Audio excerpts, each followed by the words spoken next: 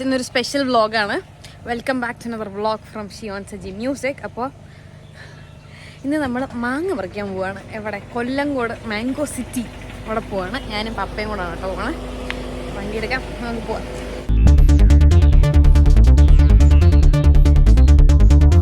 പപ്പ പറ, കൊല്ലങ്കോട് എന്താണ് മാങ്ങയ്ക്ക് ഇത്ര സ്പെഷ്യൽ?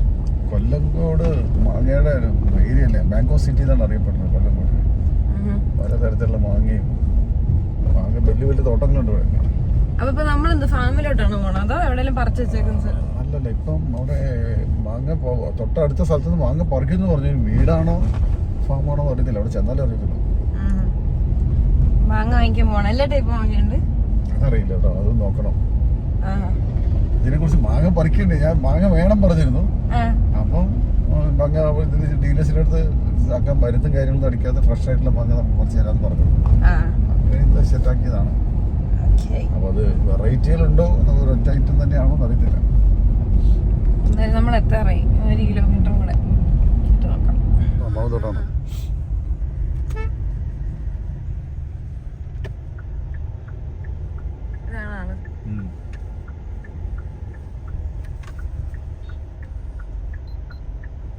കണ്ട തോട്ടത്തിൽ തന്നെയല്ലേ നമ്മള് കയറാൻ പോണേ.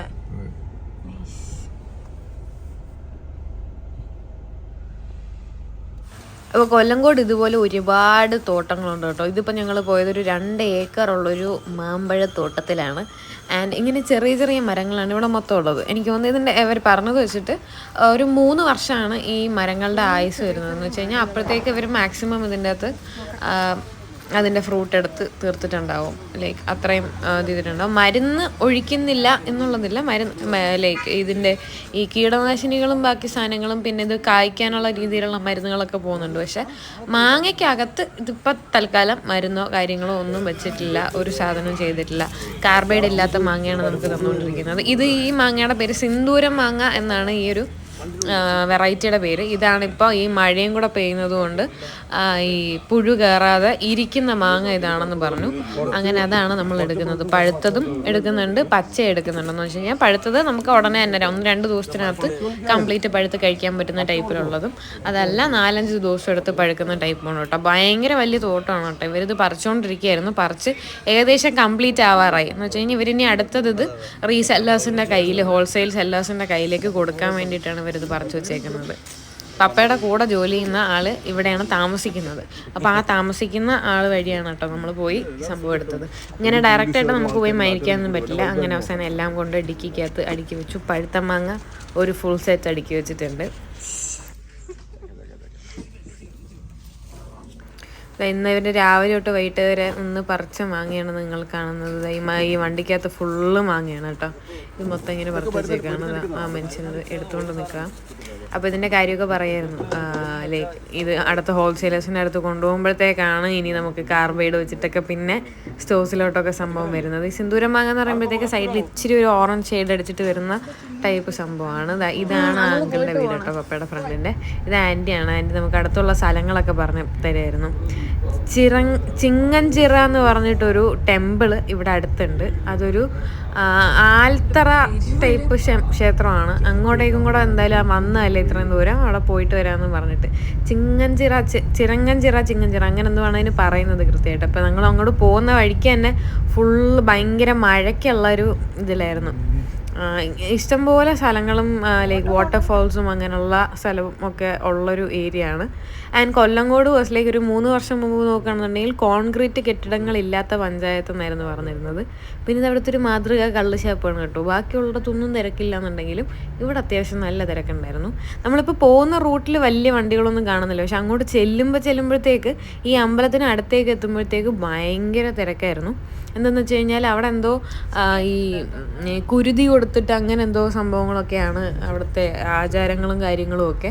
ആൾക്കാർ ഈ കാര്യസാധ്യത്തിന് വേണ്ടി വന്ന് പ്രാർത്ഥിച്ചിട്ട് പോകുന്ന ഒരു ഇതാണ്. ആക്ച്വലി ചെല്ലുന്ന കാണുമ്പോഴത്തേക്കൊരു ഹോണ്ടഡ് ആയിട്ടുള്ളൊരു സ്പേസ് പോലെയൊക്കെ നമുക്ക് ഫീൽ ചെയ്യും കേട്ടോ. ഇപ്പം അതിൻ്റെ കറക്റ്റ് ബോർഡ് ഞാൻ കാണിച്ചു തരാം. ചിങ്ങംചിറ എന്നാണ് സ്ഥലത്തിൻ്റെ പേര്. ഇതാ കണ്ടോ, ഈ ജംഗ്ഷനിൽ കറക്റ്റ് ഇരിക്കുന്നത് ഒരു പഴയ ഓല മേഞ്ഞ ഷെഡല്ല, ഓല മേഞ്ഞൊരു കടയാണ്. എന്ന് പറഞ്ഞാൽ പണ്ടത്തെ സിനിമയിലൊക്കെ നമ്മൾ കാണുന്ന പോലത്തെ, നമ്മൾ ഈ കുനിഞ്ഞൊക്കെ കയറണം, ആ ഇച്ചിരി ഹൈറ്റേ ഉള്ളൂ, അങ്ങനെയുള്ളൊരിതുണ്ട്. ഇതാ ഇവിടെ എല്ലാ വീട്ടിലും എല്ലായിടത്തും മാങ്ങയാണ്. അപ്പോൾ ഒരു ആൻറ്റി ഇന്ന് മാങ്ങ പറിക്കുന്നു. ഞങ്ങൾ അങ്ങോട്ട് പോയി തുടങ്ങിയപ്പോഴത്തേക്ക് ഇതാ മഴ സ്റ്റാർട്ട് ചെയ്തു, പെരുമഴയായി. ആ ചിങ്ങഞ്ചിറ ടെമ്പിളിലേക്ക് തിരിയുന്ന സ്ഥലം എത്തി. അവിടെ എത്തിയപ്പോഴത്തേക്ക് പെരുമഴ. ആ ചേട്ടൻ ഓടി വരിക, നമുക്ക് സ്ഥലം കാണിച്ചു തരാൻ വന്ന ആളാണ്. ഇറങ്ങാൻ പറ്റില്ലല്ലോ.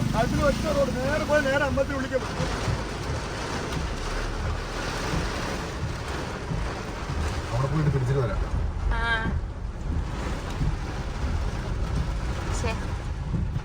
കഷ്ടായിപ്പോയി.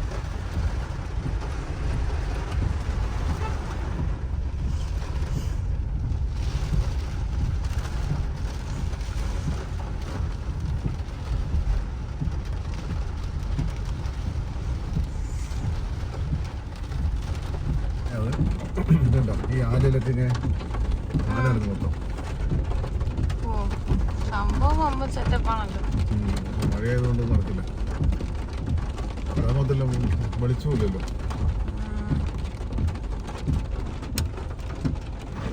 ഈ കാണുന്നതാണ് ചിങ്ങഞ്ചിറ ക്ഷേത്രം എന്ന് പറയുന്നത്. ഈ ആലിൻ്റെ ഇടയ്ക്കൊരു ചെറിയ സ്പേസിലാണ് ക്ഷേത്രം ഉള്ളത്.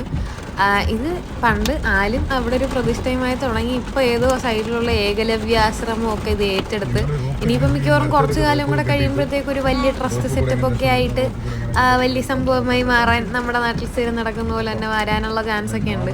ബോർഡ് കൃത്യമായിട്ട് കാണാൻ പറ്റുന്നില്ല. അതാ ചിങ്ങഞ്ചിറ ഒരിതെന്ന് പറഞ്ഞു. തിരിച്ച് വരുന്ന വഴിക്ക് ഞങ്ങളൊരു ചായക്കടയിൽ കയറി, ചായയൊക്കെ കുടിച്ചു. ചായക്കടയിൽ ഒരു ബേക്കറി കയറി, എന്നിട്ട് അവിടെ നിന്ന് കോഫി കുടിച്ചു.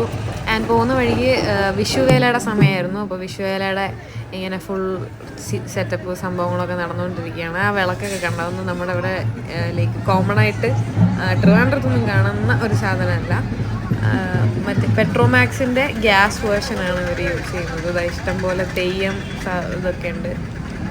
ലൈക്ക് എല്ലാ ജംഗ്ഷനിലും വിഷുവേലയുടെ ഓരോരോ സെറ്റപ്പുകൾ ഉണ്ടായിരുന്നു. ഇനിയാണ് കാണാനുള്ളത്. ആക്ച്വലി കാളയുടെ ഷേപ്പിലുള്ള സംഭവമൊക്കെ ഇങ്ങനെ ചെയ്ത് വെച്ചിട്ടുണ്ട്. അതായത് അടുത്തൊരു സെറ്റ്, അടുത്തൊരു ജംഗ്ഷനാണിത്.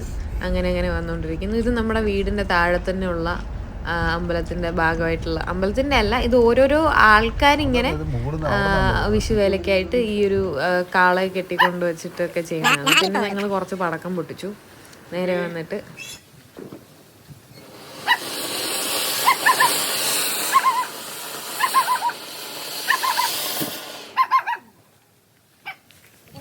നാനി എന്താണ് നിന്റെ അഭിപ്രായം?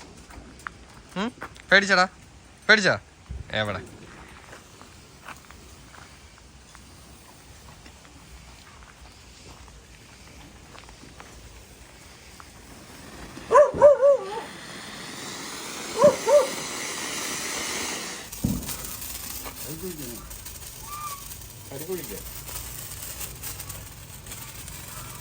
അത് വെക്കുന്നില്ലേ? ആയിരിക്കുന്ന വെക്ക്. എടാ നീ ഇപ്പൊ വെച്ചാടാ.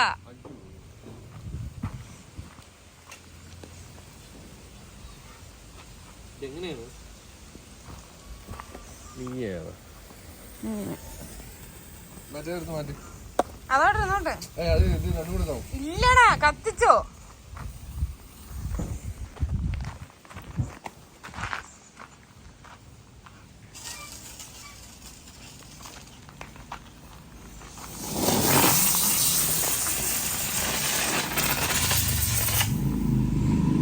നിൽക്കുന്ന വ്ളോഗർ പറയൂ, എന്താണ് ചെയ്യാൻ പോകുന്നത്? ബട്ടർഫ്ലൈയെ കത്തിച്ചുവിടാൻ. നീ ക്രൂരയാ. ഇതാണ് ബട്ടർഫ്ലൈ. ഓ, പടക്കം. സൂപ്പർ സാധനമാണ്. ഒരുത്തൻ കൂട്ടിനകത്ത് ഇരുന്നിട്ട് അണ്ടം വിട്ട് നോക്കുന്നുണ്ട്. ഇവന്മാർ എന്തോന്ന് ഈ കാണിച്ചു കൂട്ടണം. ഇരുട്ടാണ് ഗൈസ്, ഒരു രക്ഷയില്ല.